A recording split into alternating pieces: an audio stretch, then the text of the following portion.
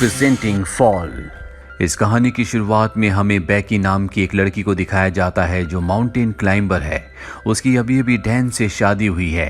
Dan भी एक mountain climber है। इन दोनों को ही पहाड़ों पर चढ़ने का शौक है और इस वक्त भी ये पहाड़ों के ऊपर चढ़ रहे होते हैं। बैकी के साथ उसकी दोस्त भी होती है और अब डैन जब ऊपर चढ़ रहा होता है तभी उसे एक घोंसला दिखता है और जब वो उसके अंदर हाथ डालता है तो उसके अंदर का पक्षी उड़ जाता है, जिस वजह से डैन का बैलेंस बिगड़ जाता है और वो ऊपर से नीचे गिर जाता है। पर वो रस्सी से बंधा हुआ है इसीलिए अब वो हवा में लटक गया है। अब ना वो ऊपर आ सकता है और ना ही नीचे। ये दोनों के दोनों डैन को बचाने की कोशिश करते हैं लेकिन ये उसकी मदद नहीं कर पाते और तभी उसकी रस्सी का क्लिप निकल जाता है।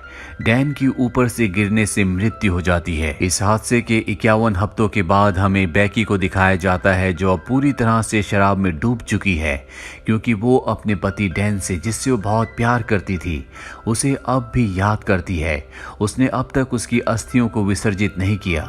उसकी अस्थियां अब भी उसके पास हैं। बैकी की जिंदगी में अब उदासी के अलावा कुछ भी नहीं है और बैकी के पास एक बार फिर से उसकी वही दोस्त आती है जो उस वक्त उसके साथ थी जब डैन ऊपर से नीचे गिरा था। उसकी दोस्त का नाम हंटर होता है। हंटर बैकी को देखकर बहुत खुश होती है। जब उसे पता चलता है कि बैकी ने अपनी जान लेने की भी कोशिश की तो वो बैकी से कहती है कि हमें दोबारा से क्लाइंबिंग करना चाहिए और इसके बाद वो अपने मोबाइल पर उसे एक टावर दिखाती है जो कि टीवी टावर है। ये टावर एक ऐसे भीड़ में होता है जहाँ पर इंसान बहुत कम जाते हैं और इस टावर की ऊंचाई होती है 2000 फीट। हालांकि बैकी इस जगह नहीं जाना चाहती और जब उसकी दोस्त हंटर कहती है कि उस टावर के ऊपर चढ़ने के बाद तुम डैन की राख को वहां से उड़ा देना, इससे उसकी आत्मा को शांति मिलेगी, तो बैकी मान जाती है और अभी दोनों के दोनों उस भीड़ में पहुंच जाते हैं। यहाँ पर ये वीडियोस बना रहे होते हैं, फोटोज खींच रहे होते हैं और हंटर उन वीडियोस को और फोटोज को अपने इंस्टाग्राम पर अपलोड कर रही होती है। अभी देखते हैं कि टावर इनके सामने है जो आसमान की गहराइयों के अंदर जा रहा है क्योंकि इसकी ऊंचाई बहुत ज्यादा है। आज से पहले इन्होंने कभी भी इतनी ऊंचाई तक चढ़ने की कोशिश नहीं की। इन दोनों को डर तो लग रहा होता है पर अब ये धीरे धीरे ऊपर चढ़ना शुरू कर देते हैं। बैकी का डर ज्यादा होता है क्योंकि उसे पता है कि ये लोहा जिससे टावर बना है वो बहुत पुराना है। उसकी आवाज उसे लगातार आ रही होती है और धीरे धीरे वो भी हंटर के पीछे ऊपर चढ़ रही होती है और जब वे आधे टावर तक पहुंच जाते हैं तो इन्हें एहसास होता है कि यहाँ पर हवाएं बहुत तेज है। ये हाइट इतनी होती है जितनी आईफिल टावर की है, यानी लगभग पूरे 1000 फीट। अभी लगातार ऊपर चढ़ना शुरू कर देते हैं और जब बैकी नीचे देखती है तो उसे डर लगना शुरू हो जाता है क्योंकि उसने पिछले 1 साल से क्लाइंबिंग नहीं की। लगातार ऊपर चढ़ते हुए अब ये टॉप तक पहुंचने वाले होते हैं तभी बैकी सीढ़ी पर पैर रखती है और वहां से एक स्क्रू गिर जाता है जिसके बारे में इन्हें पता नहीं चलता। अभी दोनों के दोनों 2000 फीट यानी कि टावर के ऊपर तक पहुंच चुके हैं जहां से इन्हें दुनिया बहुत अलग दिख रही होती है। इतनी हाइट पर चढ़ने के बाद, एक टारगेट को अचीव करने के बाद अब बैकी को भी अच्छा लग रहा होता है।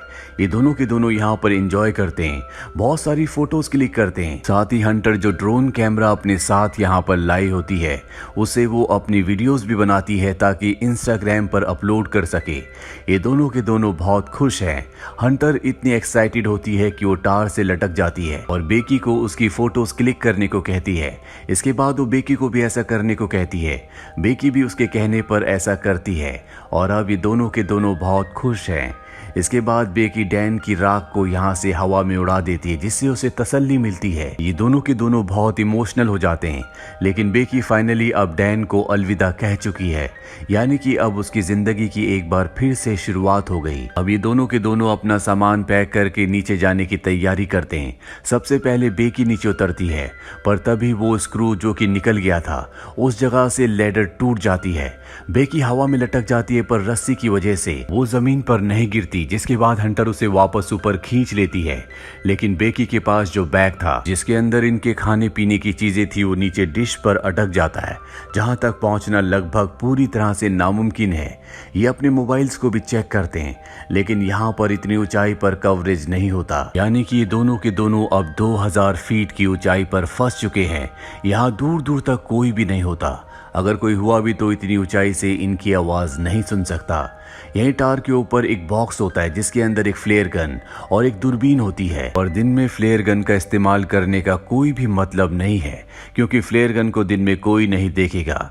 अभी दूरबीन से देखते हैं तो सामने इन्हें एक गाड़ी दिखती है, लेकिन वो लोग इन्हें इतनी ऊंचाई पर नहीं देख सकते, ना इनकी आवाज सुन सकते हैं। हंटर एक बार फिर से अपना मोबाइल देखती है और जो पोस्ट उसने इस टावर के बेस से की थी वो पोस्ट इंस्टाग्राम पर पोस्ट हो चुकी होती है, जिस पर बहुत सारे लाइक्स और कमेंट्स होते हैं। इसका मतलब ये है कि टावर के तल पर कवरेज है। और अब हंटर अपने मोबाइल पे मदद के लिए एक मैसेज को रिकॉर्ड करती है और इंस्टाग्राम पर उसे पोस्ट कर देती है। इसके बाद वो अपने मोबाइल को रस्सी से बांधकर टावर से नीचे लटकाती है ताकि कवरेज आए और उसका मैसेज पोस्ट हो जाए। लेकिन बहुत देर तक वेट करने के बाद भी ऐसा नहीं होता। और अब हंटर अपने मोबाइल को अपने सॉक्स के अंदर रखती है, उसके बाद शू के अंदर रखती है और ऊपर से नीचे फेंक देती है ताकि नीचे गिरने के बाद उसका मैसेज चला जाए और इनकी मदद के लिए कोई आए। फोन शूज और सॉक्स के अंदर रखने की वजह से नहीं टूटा होता। और कुछ ही देर बाद ये ऊपर दूरबीन से देखते हैं जहां इन्हें नीचे एक आदमी दिखता है जो फोन पर बात कर रहा होता है। उसके साथ उसका डॉग भी होता है, पर वो इन्हें इतनी ऊपर ना देख सकता है और ना ही इतनी ऊपर से इनकी आवाज को सुन सकता है। यहाँ पर वो अपने फोन में बहुत ज्यादा मग्न होता है। उसे अपनी प्रेजेंस का एहसास दिलाने के लिए ये ऊपर से एक और शू को फेंकते हैं। हालांकि वो शू तो देख लेता है, लेकिन उसे ऐसा लगता है कि ये पहले से यहाँ पर था और वो अपने डॉग के साथ वहां से जाने लगता है। हालांकि बेकी यहाँ पर फ्लेयर गन चलाने की कोशिश भी करती है, लेकिन हंटर उसे रोक लेती है और कहती है कि रात होने का हमें इंतजार करना होगा, रात को वो हमारी फ्लेयर गन को देख लेंगे। और अब यहाँ पर अंधेरा हो जाता है, जिसके बाद ये फ्लेयर गन चलाते हैं। साथ ही अपने मोबाइल की टॉर्च को ऑन करके अपने हाथ से हिलाना शुरू कर देते हैं। इनके सामने जो गाड़ी यानी कि आरवी होती है जिसमें लोग कैंपिंग कर रहे होते हैं वो इन्हें देख लेते हैं, लेकिन वो इनकी मदद करने के लिए नहीं आते, बल्कि इनकी गाड़ी को चुरा कर यहाँ से निकल जाते हैं, जिससे दोनों के दोनों हताश हो जाते हैं। जैसे जैसे रात होती है इन्हें नींद आना शुरू हो जाती है। ये वहां पर सो जाते हैं, लेकिन जगह बहुत कम है। हंटर ऊपर से गिरने वाली होती है कि बेकी उसे पकड़ लेती है। तभी वो देखती है कि उसके पैर पर एक टैटू बना है जिस पर लिखा होता है 143। ये देखकर बेकी हैरान हो जाती है, क्योंकि उसका हस्बैंड डैन उसे हमेशा कोड वर्ड में आई लव यू कहता था, यानी कि 143। वो समझ जाती है कि डैन के बीच में और हंटर के बीच में कुछ न कुछ था, और जब वो हंटर से पूछती है तो वो एक्सेप्ट कर लेती है। वो बेकी से माफी भी मांगती है, लेकिन बेकी अब पूरी तरह से नम हो चुकी है। बेकी की नजर अब भी उस बैग पर होती है जो बैग नीचे एंटीना में यानी कि डिश पर अटका हुआ है। उसके अंदर इनका ड्रोन और खाने पीने की चीजें हैं। किसी भी कीमत पर इन्हें उस बैग को ऊपर लाना होगा, पर वहां पर सीढ़ियां नहीं होती, इसीलिए उस बैग तक पहुंचना इतना आसान नहीं है। पर हंटर, जो कि बहुत ही साहसी होती है, वो रस्सी की मदद से नीचे जाना शुरू करती है, पर इससे पहले कि वो डिश तक पहुंचती रस्सी खत्म हो जाती है। हंटर जंप लगाकर डिश तक पहुंच जाती है। अब उसके पास बैग है, लेकिन रस्सी उससे दूर होती है। वो सेल्फी स्टिक की मदद से बैग को रस्सी में अटकाती है और इसके बाद खुद भी जंप मारकर रस्सी को पकड़ लेती है। और रस्सी से ऊपर चढ़ना इतना आसान नहीं है, क्योंकि इसमें बहुत ताकत लगती है और उसके हाथ जख्मी हो रहे होते हैं, जिस वजह से रस्सी उससे छूट जाती है, वो नीचे गिर जाती है। बेकी जब नीचे देखती है तो वो अब भी रस्सी से अटकी हुई होती है और वो उसे रस्सी के साथ ऊपर खींच लेती है, जिस वजह से उसकी जान बच जाती है। अब इनके पास इनका ड्रोन है जिसे ये मदद मंगवाने के लिए यूज करना चाहते हैं। ये एक पेपर पर लिखते हैं कि हमें मदद की जरूरत है, हम टावर के ऊपर अटक चुके हैं, और उस पेपर को ये ड्रोन के साथ फिक्स कर देते हैं और अब ये ड्रोन को उड़ाते हैं। पर तभी इन्हें पता चलता है कि इनके ड्रोन की बैटरी बहुत ज्यादा डाउन है, वो सामने दूर दिख रहे घर तक नहीं पहुंच सकता, इसीलिए इन्हें ड्रोन को वापस बुलाना पड़ता है। और अब एक बार फिर से रात हो जाती है। रात को जब बेकी सोती है तो ऊपर देखती है कि टावर के टॉप पर एक लाइट जल रही है, यानी कि वहां पर करंट है। वो बड़ी मुश्किल से ऊपर चढ़ती है और ड्रोन के चार्जर से उसे चार्ज करना शुरू करती है। जब तक ड्रोन चार्ज नहीं होता उसे वहीं पर लटका रहना पड़ता है। ड्रोन जब पूरी तरह से चार्ज हो जाता है तो बेकी नीचे उतर जाती है, जिसके बाद ये ड्रोन पर उसी चिट को लगाते हैं जिस पर इन्होंने लिखा होता है कि इन्हें मदद की जरूरत है, और इसे उस घर की तरफ भेजते हैं जो सामने दिख रहा होता है। पर इससे पहले कि वो घर तक तक पहुंचता वो एक गाड़ी से टकरा जाता है, जिससे इनकी आखिरी उम्मीद भी टूट जाती है और अब इन्हें कोई उम्मीद नहीं है कि कोई इनकी मदद के लिए यहाँ पर आएगा। बेकी की हालत बहुत ज्यादा खराब हो चुकी है। वो हंटर से कहती कि तुम मुझे अपना शू दो।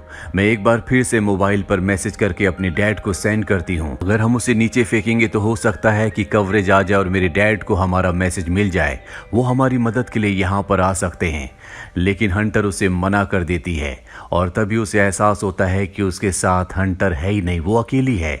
दरअसल जब हंटर नीचे बैग लेने के लिए गई थी तो सच में ऊपर आते हुए उससे रस्सी छूट गई थी, जिससे उसकी मृत्यु हो गई थी और अब भी उसकी बॉडी डिश के ऊपर होती है।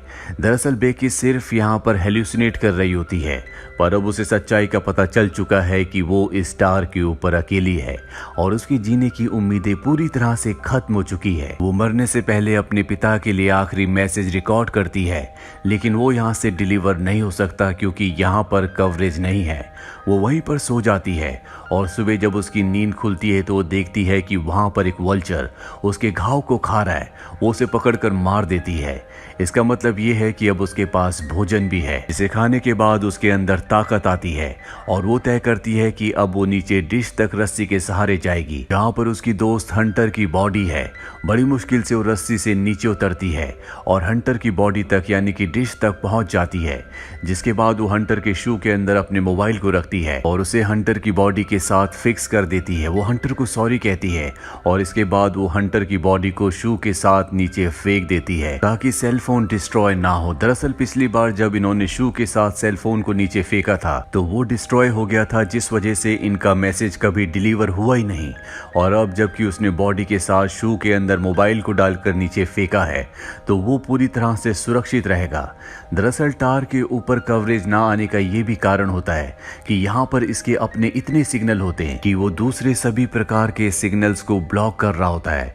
एक बार फिर से रात हो जाती है और बेकी के फादर यहाँ पर आ जाते हैं। वो देखते हैं कि टार के आसपास भीड़ है और वहां पर बेकी की डेड बॉडी है जिसे पुलिस ले जा रही है। ये देखकर वो पूरी तरह से टूट जाते हैं क्योंकि वो अपनी बेटी से बहुत प्यार करते हैं।